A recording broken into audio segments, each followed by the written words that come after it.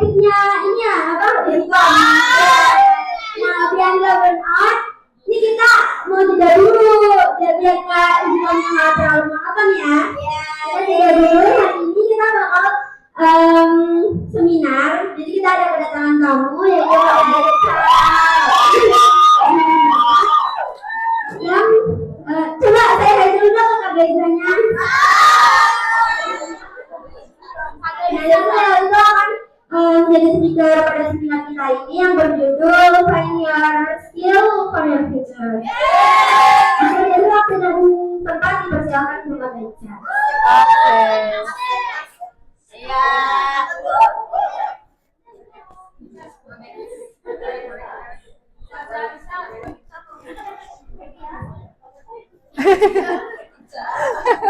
Oh, ada di situ ya. Oke. Tes. Sebelumnya maaf ya guys, suaraku lagi agak beda mungkin ya. Jadi agak struggle dikit. Oke, bismillah. Assalamualaikum warahmatullahi wabarakatuh.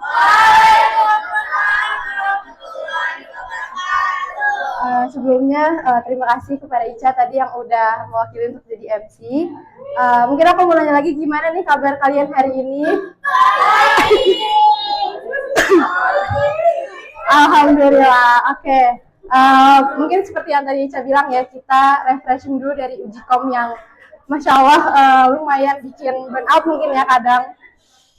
Jadi ya di sini seperti yang ada di judul, aku pengen sharing nih ke kalian, lebih ke sharing kali ya, sharing session. Gimana sih perjalanan magang aku selama kelas 12 di IDN ini gitu. Dengan tema Let's Find Your Skill for Your Future. Jadi guys, untuk magang itu pasti kita butuh apa ya? Basic skill yang kita punya gitu ya untuk dunia luar ke depannya gitu ya. Makanya aku angkat tema ini untuk jadi tema sharing session hari ini. Nah, sebelumnya aku mau kenalin diri aku lagi. Mungkin ada yang lupa kali ya.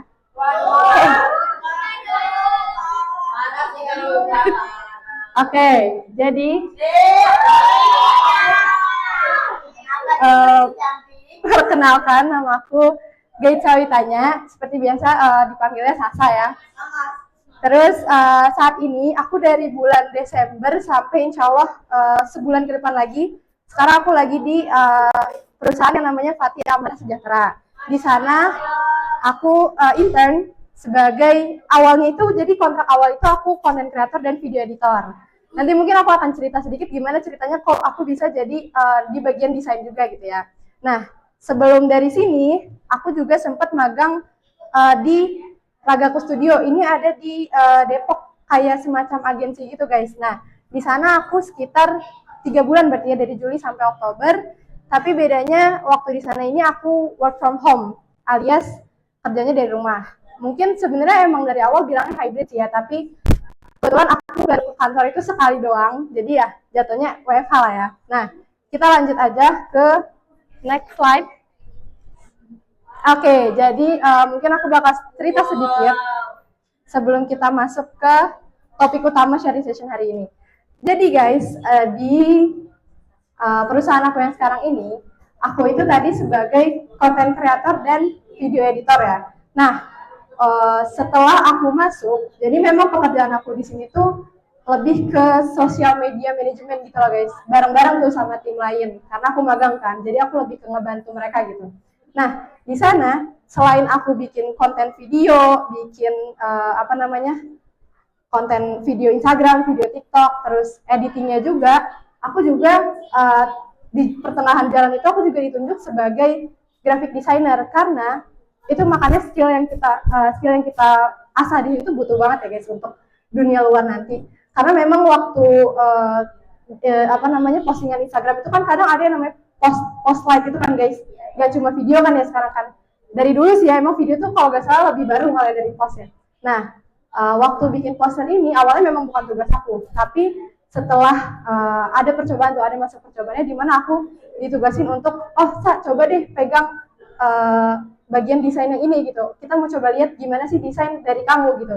Nah, setelah mereka para senior aku nih tahu bagaimana hasilnya, mereka mulai tertarik gitu dengan skill yang aku punya. Akhirnya aku pun ditarik untuk jadi bagian ini juga gitu. Makanya aku lumayan banyak ya job yang aku ambil alhamdulillah di sini dengan skill yang alhamdulillah dari IDN tuh benar-benar kepake banget guys. Nah itu salah satunya tadi desain poster, terus di perusahaan ini juga aku edit video, terus juga ada take video. Jadi kayak sekarang mah bahasanya konten kreator kali ya, tapi konten kreatornya bukan buat diri sendiri, cuma lebih ke buat perusahaan gitu. Ngembangin akun sosial medianya perusahaan gitu. Nah kita lanjut ke, ini ada sedikit summary juga waktu aku work from home atau di Ragaku Studio tadi. Jadi memang kebanyakan aku itu kerjanya dari rumah. Karena memang walaupun awalnya hybrid, tapi kantornya ini apa ya, karena agensi mungkin ya, jadi kebanyakan orang-orangnya juga work from home gitu. Ada yang dari Bandung, ada yang dari Jawa Timur kalau nggak salah. Makanya lebih banyak kerja di rumah. Nah waktu di perusahaan ini aku lebih banyak desain website karena memang di sana aku sebagai UI UX designer, itu juga magang. Oke, kita lanjut. Mungkin langsung masuk kali ya ke pembahasan kali ini. Kenapa sih aku pengen ngebahas skill di sharing session kali ini gitu. Jadi ya, balik lagi kayak yang aku bilang tadi, namanya dunia luar, dunia pekerjaan terutama, kita pasti butuh basic skill yang kita punya gitu. Coba bayangin kalau misalkan kita nggak punya skill apa-apa, kita nggak punya potensi apa-apa, pasti kita akan sulit gitu untuk hidup di luar sana gitu ya. Nah, makanya sebelum masuk ke pengertiannya, coba deh kalian kenalin lagi ke diri kalian. Sebenarnya potensi apa sih yang kalian punya? Sebenarnya apa sih ketertarikan kalian gitu terhadap apa namanya profesi-profesi di luar sana gitu. Nah, mungkin kita langsung aja kali ya ke pengertiannya. Oke, jadi apa itu skill? Skill itu pada dasarnya adalah ini, kemampuan, pengetahuan, dan keterampilan yang dimiliki seseorang.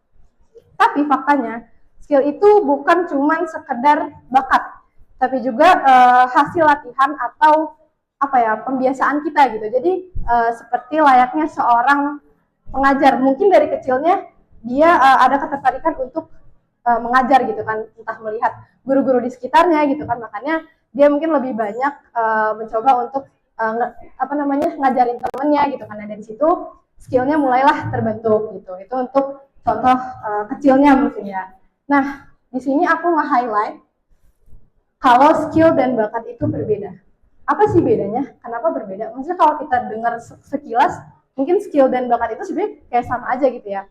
Tapi kalau dari teorinya, bakat itu sebenarnya adalah semacam potensi yang kita punya dari lahir gitu, potensi alamiah yang kita punya dari kita lahir gitu. Misalkan mungkin ada zaman sekarang tuh anak kecil yang udah apa ya, cepet nangkep gitu kalau misalkan soal akademik, misalkan dia baru kelas 1 tapi udah jago perkalian. Nah itu bisa dilihat tuh kalau dia udah punya potensi di akademik, mungkin nanti ke depannya dia akan memegang profesi yang berhubungan dengan itu gitu. Nah itu dia perbedaan dari skill dan bakat. Kemudian, oke, sebentar guys, ada sedikit. Oke. Kemudian di sini aku mau kasih tahu juga beberapa software yang ini pasti nggak asing nggak sih di mata kalian. Ini masih dipakai kan di IDN. Nah, ini dia beberapa software yang aku pakai semenjak dari IDN sampai ke dunia pekerjaan ini, masih sangat-sangat terpakai.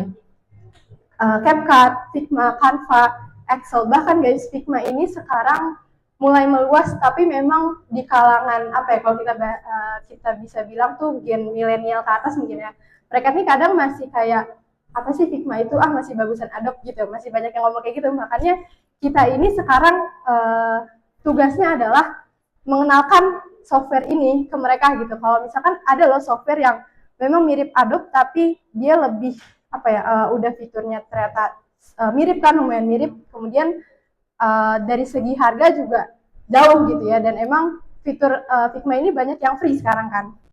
Makanya kenapa di sini Masya Allah banget ya kita udah dikenalin sama software-software kayak gini gitu. Kita harus bersyukur banget ya guys. Nah, apakah software-software di atas ini termasuk skill? Oke, kita jawab di sini. Yap, jadi ada dua jenis skill. Yang pertama hard skill. Nah, software-software tadi itu bisa dibilang sebagai hard skill. Di sini hard skill itu artinya adalah bisa kita bilang kemampuan teknis. Jadi misalkan seorang programmer dia bisa make aplikasi-aplikasi buat coding kayak VS Code gitu kan.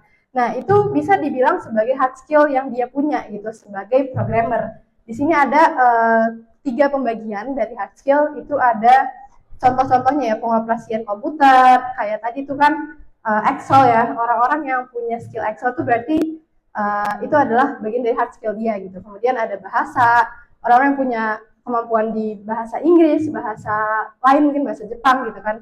Itu adalah hard skill-nya dia. Kemudian ada kemampuan spesifik untuk pekerjaan tertentu. Nah, setelah hard skill ada juga soft skill. Soft skill itu sebenarnya lebih subjektif ya guys, dan emang lebih sulit dinilai mungkin. Tapi inilah yang sangat-sangat penting dan yang paling kita butuhkan di dunia luar sana, di dunia pekerjaan terutama ya.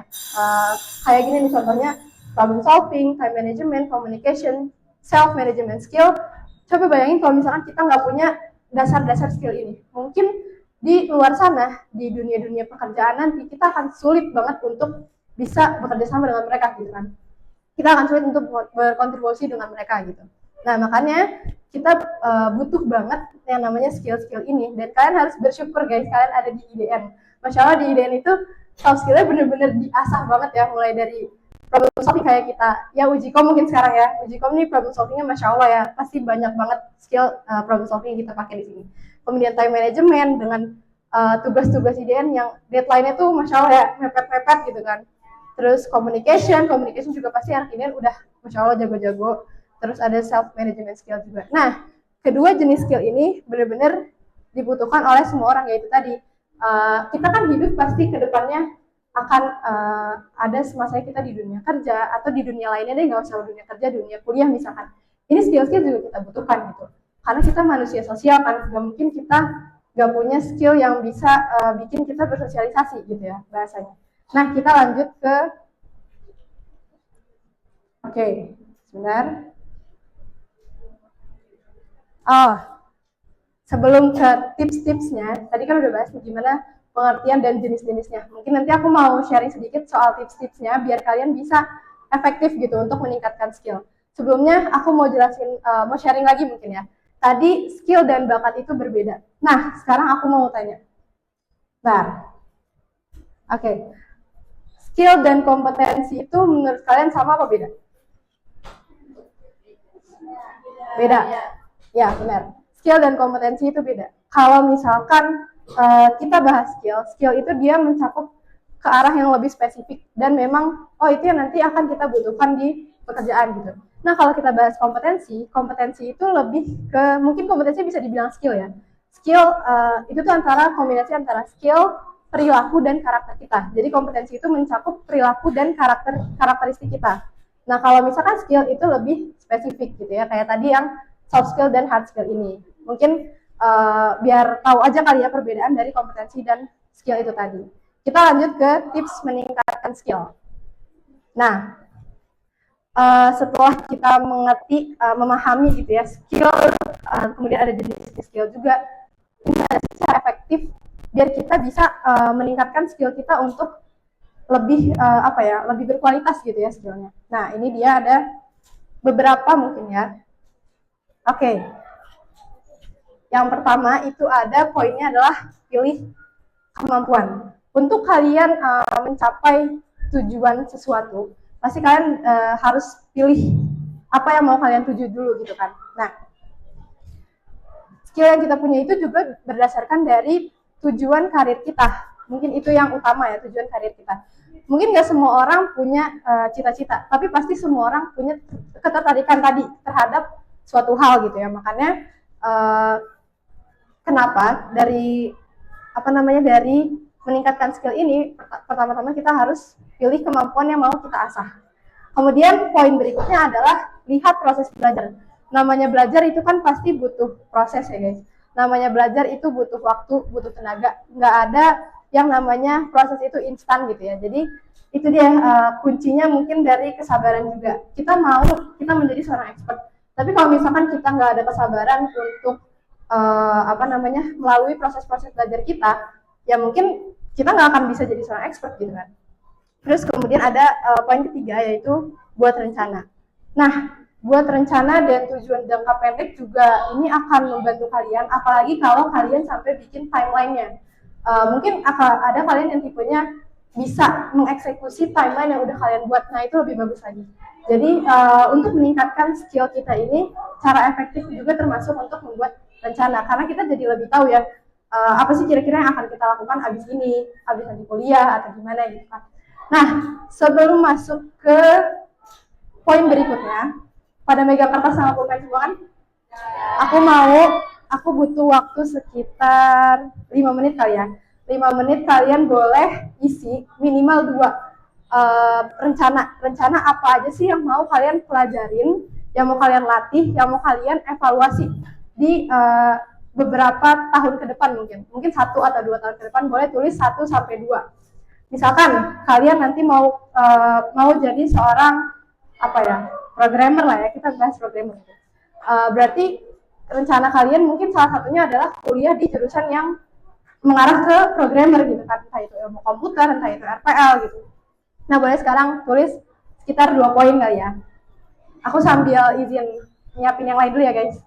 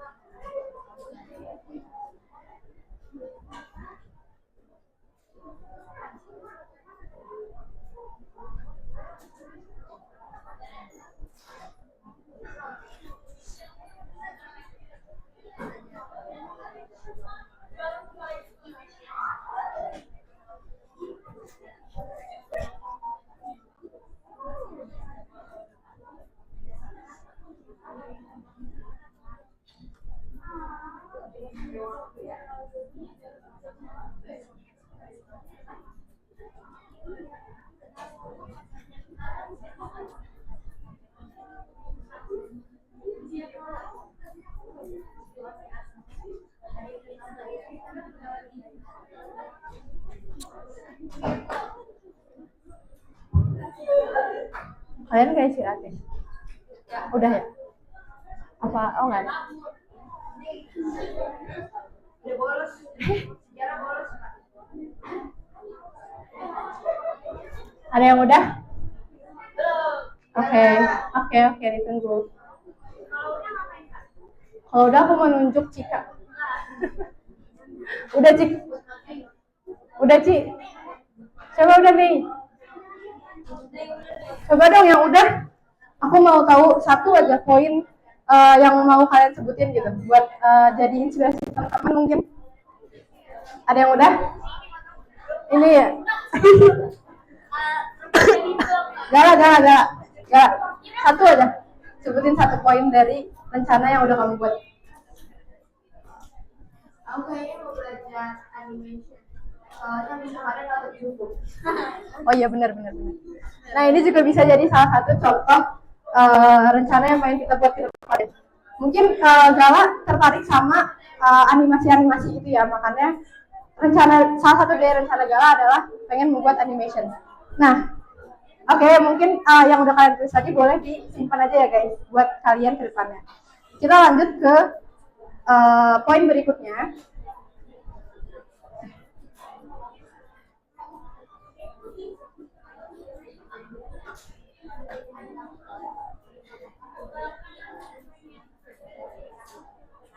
Oke, yang selanjutnya itu ada pelajari keterampilan. Sudah? Oke. Setelah tadi kalian bikin rencana, pelajari keterampilan ini adalah bagian dari eksekusinya nanti.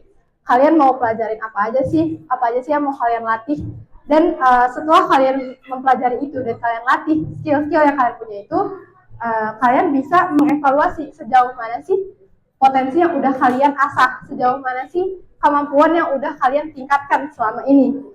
Nah, kemudian ada juga ikut pelatihan. Nanti aku mau sharing juga, ini juga butuh guys, sebelum magang, mungkin kalian kalau misalkan masih ada waktu ya, mungkin kan kalau nyari magang itu nggak, ya ada apa namanya, rezeki-rezekian ya, ada mungkin yang langsung abis langsung dapat, ada juga yang masih perlu nyari-nyari dulu gitu kan.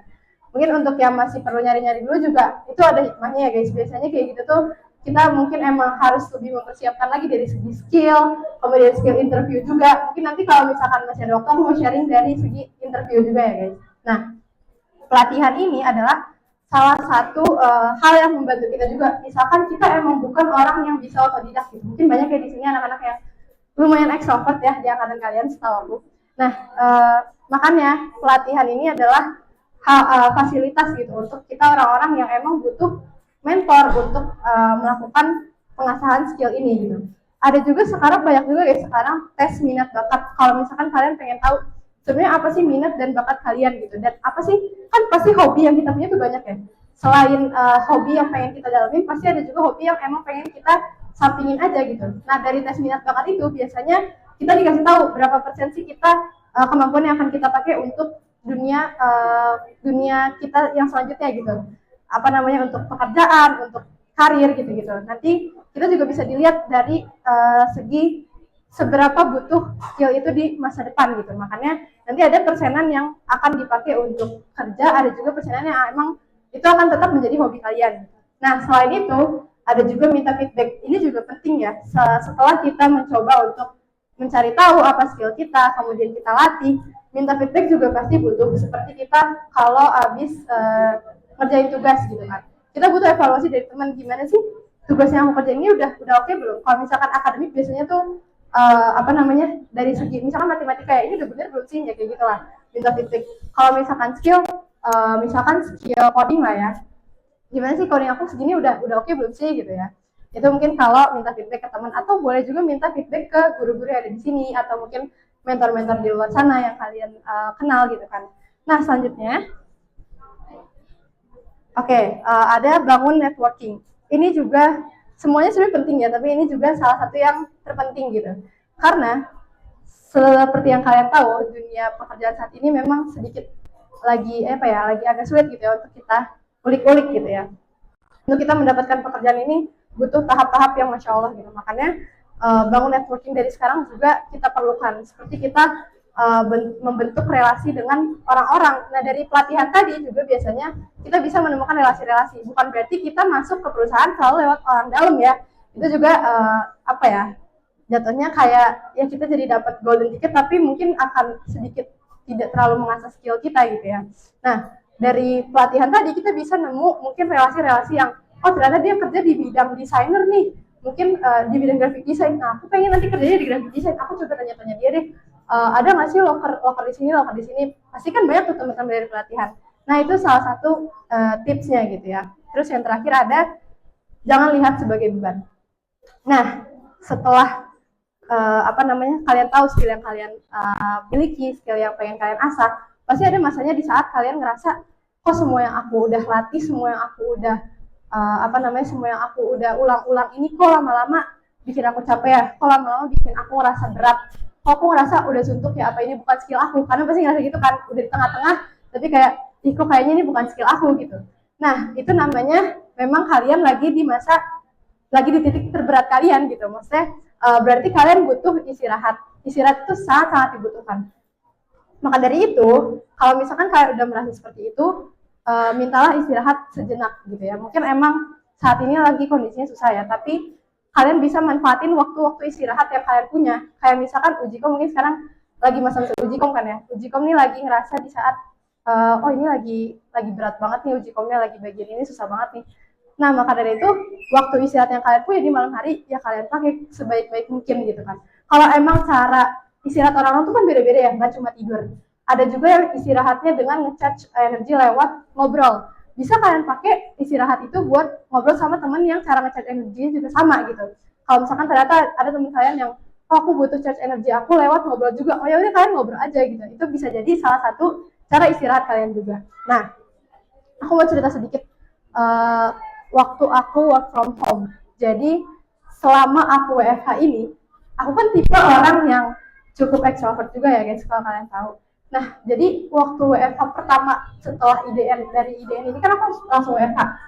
Aku tuh ngerasa kayak ada di mana aku ngerasa kok aku kayak ngerasa kesepian banget gitu. Karena kan di rumah tuh WFH tuh beneran kayak ya udah kita kayak punya dunia kerja sendiri. Sedangkan sekitar kita kosong sebenarnya gitu kan. Kayak soalnya kita 24/7 tuh cuma ngobrol sama laptop gitu. Nah, lama-lama pasti kan ngerasa aduh sebenarnya kita kerjain kita senang kalau kita ngerjain job ini, tapi kok kenapa sekarang jadi suntuk rasanya. Nah, itu mungkin emang salah satu titik dimana kalian ngerasa capek juga. Aku pernah merasakan itu, dan alhamdulillahnya karena WFH aku ini fleksibel, jadi aku sempat ngambil waktu dimana oh aku butuh istirahat dulu, aku nggak ngelihat laptop sama sekali, aku nggak ngeliat project itu sama sekali. Jadi aku pernah ngambil waktu sehari untuk aku beneran nggak pegang sama sekali project-project itu. Aku nggak ngintip sama sekali, nggak buka sama sekali. Dan itu alhamdulillah works guys. Mungkin sehari 2 hari, atau mungkin kalau misalkan cuman beberapa jam gitu kalian butuh, terus kemudian buka lagi sedikit, terus kalian istirahat lagi, itu juga boleh. Mungkin itu juga salah satu cara istirahat kalian. Dan itu cukup works untuk kita balik lagi ke semangat kita yang sebelumnya. Oh ini memang skill aku, emang kemarin lagi capek aja, tapi setelah aku istirahat, aku bisa balik lagi nih ke skill yang aku punya ini gitu. Nah, itu mungkin tips yang terakhir ya. Setelah itu aku mau kasih ke kalian platform-platform apa saja sih buat pelatihan-pelatihan dari yang berkaitan dengan skill ini ya. Kemarin tuh aku sempat nyoba salah satu platformnya, yaitu Revoyu. Revoyu ini kemarin aku coba yang digital marketing selama 2 minggu. Itu alhamdulillah guys, ternyata tuh sangat-sangat membantu. Walaupun mereka kadang live YouTube, nggak selalu Zoom, tapi ini kayak agak sponsor, tapi ya kita sharing lah ya. Tapi mereka ini apa ya, beneran interaktif gitu sama kita, cara kita belajar gitu kan. Jadi ya untuk orang yang introvert, untuk orang yang extrovert itu juga cocok gitu cara apa namanya latihannya, cara pelatihannya gitu. Kemudian ada juga Binar Academy, terus ada juga Hacktivate. Coba sebentar ya, kemarin tuh aku catat. Oh ini, Revoyu itu platformnya online, jadi dia nggak ada tempat offline-nya. Tapi buat anak-anak UI UX, kalian juga bisa asah skill kalian di Revoyu, karena Revoyu juga menyediakan meningkatkan skill UI UX. Kemudian ada juga software engineering juga. Terus kemarin aku coba yang digital marketingnya juga. Revoyu ini biasanya ada kelas-kelas yang cuma 2 minggu, tapi kalau misalnya kalian emang merasa oh kali ini kita perlu mengeluarkan uang untuk skill yang pengen aku kembangin karena ini akan berguna di masa depan gitu kan, itu juga ada kelas-kelas berbayarnya. Nah, selain waktu dan tenaga tadi itu ya, kita juga memang butuh uang gitu ya, untuk skill yang kita kembangkan, karena memang skill orang-orang itu berharga banget ya. Terus dia ada di website, semuanya ada di website ya kalau nggak salah. Nah, Binar Academy ini ada online dan ada offline juga. Terus pelatihan-pelatihan yang disediakan sama mereka itu ada UI UX, software engineering, digital marketing, dan product management. Yang lainnya mungkin bisa dicek nanti ya di websitenya. Terus ada juga Hacktivate, ini juga online dan offline. Offline itu di Jakarta. Nah, ini tuh ada full stack development, terus ada data science, ada product management juga. Terus tadi ada juga skill academy by Ruang Guru, ini juga online, ada digital marketing, terus ada public speaking, kemudian ada graphic design, UI UX design juga ada, sama copywriting. Terus ada decoding yang mungkin udah banyak dari anak RPL yang pakai ya sekarang. Sama skillful juga di sini kayaknya udah banyak yang pakai. Itu juga online gitu ya. Kemudian kita masuk ke kunci melatih skill. Kunci melatih skill itu cuma ada 3 poin. Learn, practice, dan evaluation atau repeat. Jadi untuk kita bisa menjadi seorang yang punya seorang yang expert dalam skill yang kita punya itu, kita perlu melakukan 3 hal ini dengan proses belajar yang perlu kita lihat tadi. Ada learn, practice, dan juga evaluation atau review. Dari kita belajar terus-menerus tentang teorinya, kita jadi paham kan, memang apa aja sih yang perlu kita pelajari lewat teori gitu, soal skill-skill yang kita mau kembangkan. Kemudian dari praktis ini kita juga jadi, oh ternyata gini ya cara prakteknya skill yang aku punya gitu. Kemudian ada juga evaluation, ini seperti yang tadi minta feedback mungkin ke teman-teman sekitar atau orang-orang sekitar atau orang tua di rumah juga bisa. Kira-kira skill aku yang ini sebenarnya sejauh mana sih sekarang gitu, sebenarnya udah kelihatan jago belum sih aku gitu. Nah, belajar praktik dan evaluasi adalah kunci utama dalam menguasai skill secara konsisten hingga akhirnya membentuk keahlian yang siap digunakan di dunia nyata. Oke, jadi itu poinnya. Oke, kembali kita hubungkan ke soal magang ya. Magang ini bukan cuma sekedar syarat kalian lulus kan.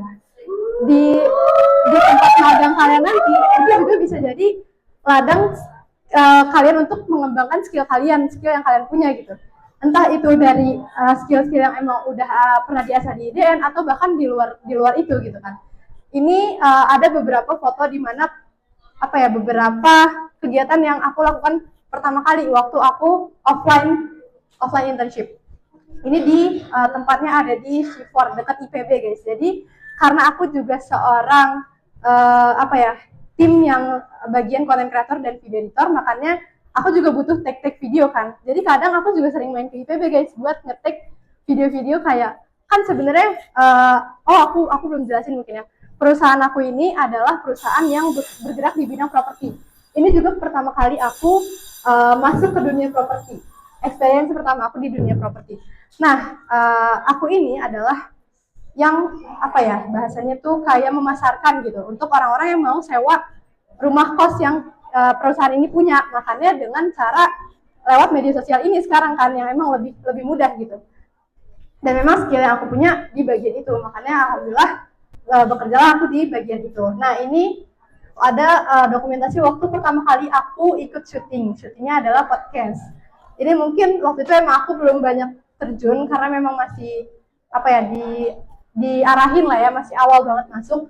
Terus ini juga waktu pertama kali meeting, ini waktu pertama kali kita bikin acara. Jadi ini adalah foto pertama full timnya anak magang yang perempuan-perempuan. Kemudian ada juga waktu aku mendokumentasikan foto booth di acara dari kantor aku ini. Terus di sini juga aku pertama kali mengasah skill bahasanya, bukan tapi emang sebenarnya bawa motor juga bisa jadi salah satu skill kita ya.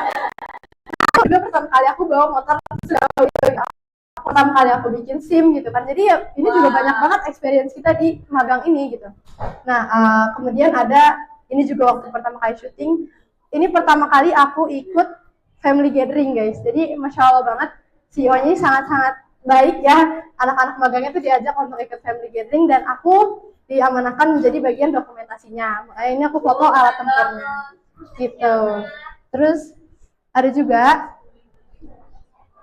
ini mungkin yang sekarang udah beberapa, mungkin di kafe RPL juga mungkin udah ini kali ya, udah merasakan ada misal satu dari awal emang udah membiasakan kita ada check in sama check out gitu sih. Udah ada belum? Ada kan? Nah, ini yang emang kepake juga di dunia kerja gitu. Kayak mungkin di sini juga ada tuh kan alatnya yang sering kalian dengar. Kalau alhamdulillah kebetulan di perusahaan aku ini perusahaannya Islami, lingkungannya masya Allah masih Islami gitu. Jadi kita tuh ada pembiasaan tilawah pagi, siang dan sore. Jadi laporannya itu ada laporan tilawah, terus ada login. Jadi login ini yang merekap kita tuh kapan sih kita telat, kapan sih kita tepat waktu gitu. Nah, di sini nanti dia rekap gitu kan, waktu kita datang, waktu kita pulang juga log out. Kemudian kalau waktu WFH karena kita bukan ke tempatnya langsung, jadi waktu itu aku pakai aplikasi gitu. Makanya check in check out itu bukan suatu hal yang bisa kita sepelekan juga gitu, karena itu juga akan melatih kedisiplinan kita gitu kan terhadap cara kerja kita nanti. Terus kemudian ada foto-foto lagi ini waktu kegiatan-kegiatan di tengah-tengah magang lah ya. Ini ada kebetulan emang yang aku taruh nih kebanyakan acara-acara gitu ya. Waktu itu ada cucurak sebelum Ramadan. Jadi kalau misalkan gambaran kalian ke internship, jangan dibikin terlalu takut lah guys, karena emang ya yang bisa kalian lihat gitu.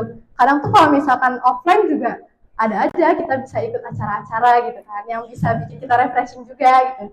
Terus ini waktu ada acara bareng tenan, jadi tenan itu orang-orang yang nyewa kos. Terus kita waktu itu jadi panitia dan alhamdulillah kita dapat makanan-makanan juga gitu ya. Terus ini waktu syuting di IPB, ini waktu syuting di lapangan. Jadi aku sering banget ke beberapa lokasi juga, makanya sebenarnya plus minusnya WFH dan WFO. Mungkin aku mau cerita dikit kalau plus minus dari WFH dan WFO itu. Kalau WFO dari WFH kan, WFH itu menurut aku, kita kasih dokumentasinya dulu ya. Nah ini waktu aku WFH, mungkin lebih beragam ya kegiatannya. Karena memang gitu, WFH itu menurut aku ini dari POV aku ya. Plusnya itu adalah kita bisa mengasah skill kita yang lainnya gitu. Biasanya ya kita bisa menerapkan hobi-hobi kita yang lainnya gitu kan di luar pekerjaan kita, di luar jam-jam kerja kita. Karena memang WFH kan kerjanya di rumah. Yang kita ubah cuman pikiran gitu ya. Maksudnya lokasi kita tetap di tempat yang sama. Makanya waktu WFH aku merasa plusnya adalah aku bisa sambil melakukan hobi-hobi aku gitu, kayak berenang, terus ada bikin kue gitu-gitu. Jadi kayak ya sambil ngasah-ngasah aja skill yang aku punya yang lainnya gitu kan, sampingan-sampingan. Terus aku juga masih bisa ikut acara-acara kayak open house-nya IPB waktu itu yang ujung. Terus ini juga ada open house-nya vokasi UI. Jadi ya kita bisa sambil cari tahu gitu nanti setelah itu kita mau kemana gitu kan. Makanya WFH itu plusnya di situ. Terus karena yang tadi aku bilang WFH ini cukup kadang bikin suntuk ya, karena memang mungkin karena cara kerjanya monoton dan lingkungannya sekitarnya juga cuman kita sendiri gitu, kita nggak ada ngobrol sama orang gitu kan. Makanya kadang aku juga sambil nyoba-nyoba menu-menu baru di kafe sambil ngerjain gitu. Jadi kita tetap apa ya, melaksanakan tanggung jawab kita, tapi kita juga masih bisa membawa ya itu enjoy benar. Terus aku juga sempat apa ya, nyoba-nyoba untuk jualan lah ya bahasanya, jualan kecil-kecilan di sekolahannya adik aku. Itu ada bikin kayak snack-snack kecil gitu. Terus ini juga sempat ikut bimbel. Makanya WFH ini sebenarnya banyak banget sih waktu yang kita punya gitu. Kalau misalkan emang waktunya fleksibel, itu plusnya. Ini juga alhamdulillah masih sempat ikut, ini salsa guys, masih sempat ikut kajian sama salsa di Blok M. Terus kita balik lagi ke yang tadi. Nah, kalau plusnya dari work from office itu adalah mungkin emang jiwa sosial kita ini lebih kepake gitu ya. Jadi kita nggak gampang suntuk, karena kalau kita bosan dikit kita punya temen loh. Mungkin emang pas awal aku masih takut sih, waktu awal aku masuk aku masih nggak berani ngomong, bahkan sampai harus diajak ngomong dulu baru aku ngomong gitu kan. Tapi memang tadi skill communication itu kita butuhkan. Jadi kalau emang untuk soal pekerjaan, aku mencoba untuk aku asah skill communication aku pakai skill communication aku gitu. Tapi kalau misalkan emang ngobrol itu emang masih susah banget karena pertama kali gitu kan offline. Terus alhamdulillah setelah kenal, jadi kita kayak punya apa ya, waktu istirahat kita juga jadi kepake bareng gitu. Kayak kita sesama yang nge-charge energinya adalah ngobrol, kita waktu bosen kita bisa ngobrol gitu kan. Makanya WFO ini plusnya di situ menurut aku. Tapi minusnya memang apa ya, waktunya ini kurang ya untuk kita melakukan hobi kita yang lain gitu kan. Kayak misalkan aku waktu itu masih suka berenang. Kalau waktu WFO ini emang jadi apa ya, kurang ya waktunya. Dan kebetulan sekarang ini waktu kerja aku itu seminggu 6 hari. Makanya mungkin kalau misalkan ada beberapa teman-teman yang ngechat, aku masih susah banget ngejawabnya, itu emang karena ya hampir 24/7 gitu di kantor. Jadi emang seminggu itu cuman sehari liburnya.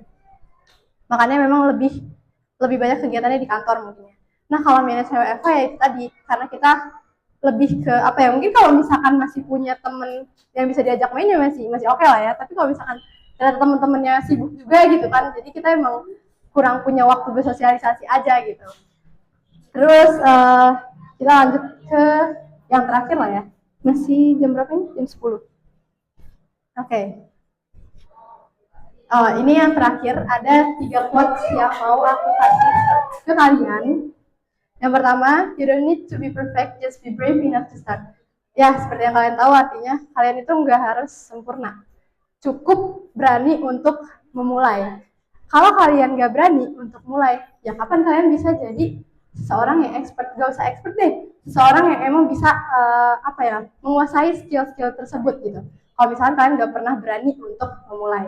ada juga ini yang aku suka banget. Kesempatan tidak datang pada mereka yang menunggu, tapi pada mereka yang mempersiapkan.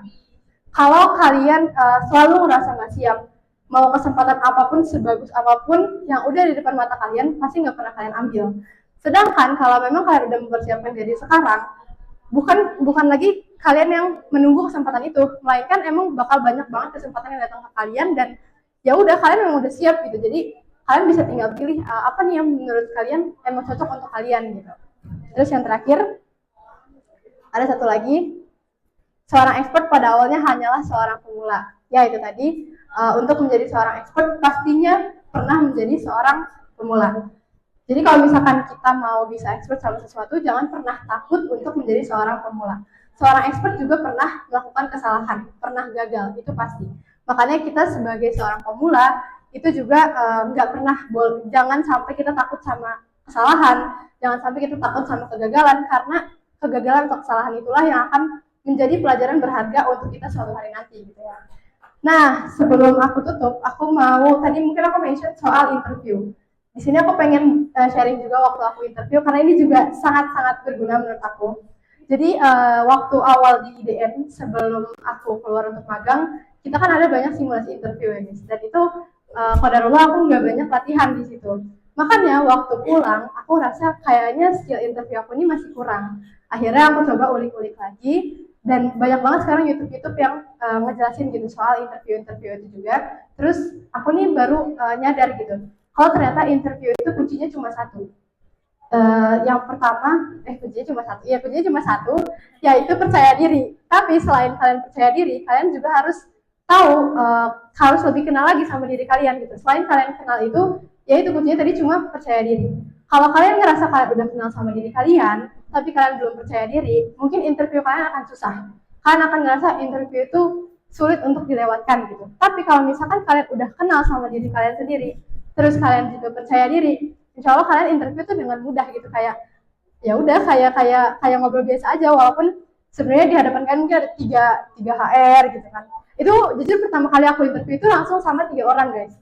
Satunya HR, satunya apa, pokoknya ada 2 lagi gitu. Dan itu aku bener-bener yang belum ada persiapan waktu itu. Jadi aku kayak mungkin itu ya, aku kenal sama diri aku sendiri tapi aku belum pede gitu kan. Jadi di situ aku jawabnya masih yang ragu-ragu, yang mungkin emang itu yang meragukan mereka gitu. Tapi kalau misalkan kita udah pede sama diri kita jawab dengan lantang gitu kan. Walaupun emang mungkin agak belibet nantinya, tapi kalau kita ngerasa oh itu emang jawaban kita, walaupun belibet, mereka akan percaya, oh itu emang yang mereka punya, skill yang mereka punya, ini potensi yang mereka punya. Makanya mungkin mereka akan kurang rasa ragu mereka akan sedikit berkurang gitu kalau misalkan kita menjawab dengan percaya diri. Oke, sebelum aku tutup lagi, mungkin dari sharing session hari ini, apakah ada yang mau ditanyakan? Oh, ke MC dulu ya? Oke.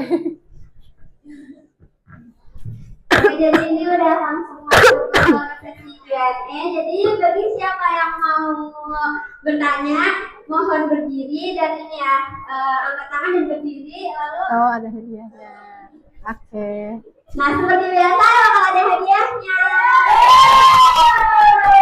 Oke, jadi langsung mulai aja. Siapa nih yang mau nanya duluan? Nih. Ayo nih. Boleh. Siapa dulu nih? Nih berdiri nih. Silakan. Ferdi. Asik. Iya. Caranya kita tuh kenal sama diri kita sendiri dan secara awal gitu. Oke, itu cukup. Oke, langsung jawab. Oke, pertanyaannya tadi gimana cara kita kenalin diri kita dan gak ragu ya sama apa yang udah kita kenal. Mungkin ya nanti bilang aja kalau aku belum menjawab ya. Jadi pertama-tama kita emang gak semua orang punya cita-cita. Ada yang mungkin dari kecil kalau ngeliat orang di sini FOMO gak sih anak kecil tuh?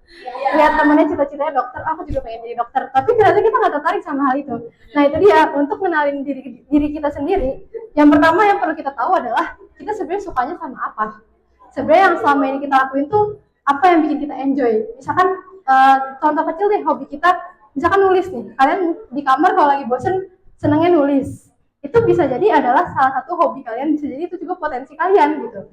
Yang bisa kalian asah nantinya. Bisa jadi kalian adalah nanti akan menjadi seorang copywriting atau mungkin bisa jadi seorang penulis gitu kan dari hobi yang kita tahu itu gitu, dari ketertarikan yang kita punya.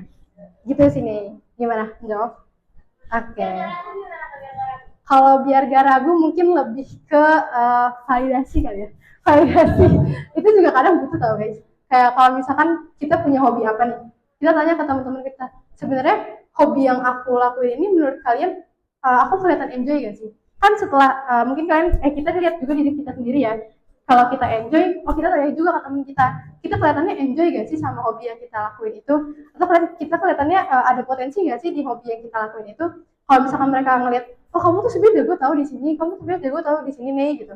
Oh berarti itulah yang akan salah satu gambaran yang akan menjadi skill yang kamu punya gitu. Mungkin emang gak cuma itu, tapi kamu bisa itu jadi patokan kamu gitu, skill patokan yang kamu punya gitu. Gimana? Oke. Lanjut. Lanjut, ada yang mau nanya. Oke. Berdiri.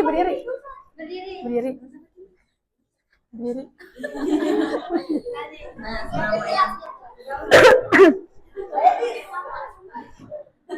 selama yang kakak udah presentasiin tadi kan nggak ada kayak freelance gitu. Yang aku mau tanya, selama kakak magang itu kakak ada open freelance atau cuman fokus di satu tujuan kakak itu tadi? Oke. Asal aku jawab ya. Oke, terima kasih Fatia. Jadi pertanyaannya, selama aku magang mungkin tadi kelihatannya dokumentasinya itu ya cuman yang aku lakuin pas magang ya. Emang ternyata dokumentasi aku banyak yang hilang guys, makanya nggak aku masukin ke sini. Tapi faktanya aku sempat ikut beberapa freelance. Alhamdulillahnya mamaku ini adalah seorang dia nih gimana ya bahasanya, punya komunitas gitu di suatu sekolah. Makanya itu orang dalam juga sebenarnya kadang butuh ya guys. Alhamdulillah di situ aku dikasih job untuk jadi kayak bagian yang kalau misalkan sekolah ini ada acara, aku bikin banner gitu-gitu. Jadi ya pokoknya intinya kalau ada kesempatan di mata kalian ya kalian ambil aja gitu. Itu juga awalnya aku ditawarin. Awalnya aku cuma ditanya iseng gitu loh, kayak kamu kan bisa bikin banner, mau nyoba nggak ini gitu. Awalnya aku juga masih ragu kan, kayak aduh sambil magang ini emang bisa gitu kan. Ternyata kalau aku coba ya alhamdulillah ternyata tetap bisa berjalan gitu. Selain itu juga tadi ada yang waktu aku jualan itu juga jujur bikin kuenya itu butuh waktu ya guys. Makanya itu aku lebih sukanya WFH tuh karena itu sih, banyak waktu di situ. Mungkin kalau misalkan mau freelance dan kalian ngerasa kalian mampu gitu untuk melakukan freelance di WFO, waktu kalian WFO misalkan dapatnya work from office, kalau ngerasa kalian mampu untuk freelance lagi ya silahkan, itu kembali ke diri kalian sendiri. Tapi kalau misalkan emang ngerasa kemampuan aku kayaknya nggak nyampe situ, aku mungkin bisa cuma waktu WFH, ya udah berarti emang cuma sampai situ. Itu sih mungkin. Oke. Ada lagi? Oke, boleh. Maju besok.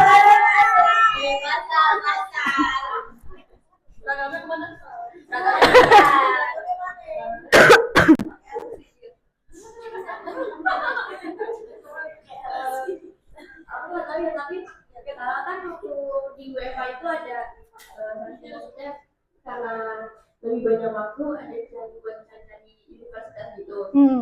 Mungkin katanya nanti mau next ke universitas. Dan gimana caranya kakak ngatur waktunya antara kerja sama buat belajar? Oke. Masa mau masuk kuliah kemana Masa? itu kayak dia bisa menjawab deh itu. Emang guys, masya Allah ya, belajar di tengah-tengah magang itu sangat challenging. Kalau misalkan kalian punya teman-teman yang di luar SMK gitu kan.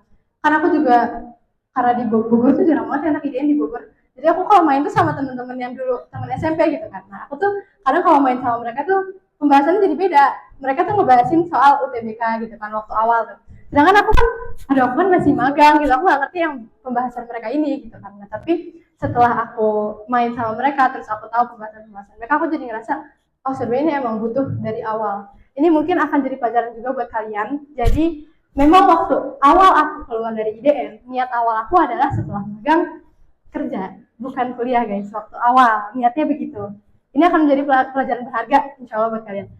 Jadi waktu awal aku punya banyak waktu sebenarnya untuk belajar gitu kan, tapi aku menyepelekan itu karena aku ngerasa oh, aku kan mau kerja, ngapain aku belajar, aku ngerasa kayak gitu. Tapi ternyata di tengah-tengah itu banyak lah insight yang makin masuk ke aku gitu kan, kayak ada aja gitu teguran-teguran, kayak entah orang itu ngomong kayak oh itu kita butuh S1 gini-gini, di dunia pekerjaan tuh masih butuh gelar gini-gini.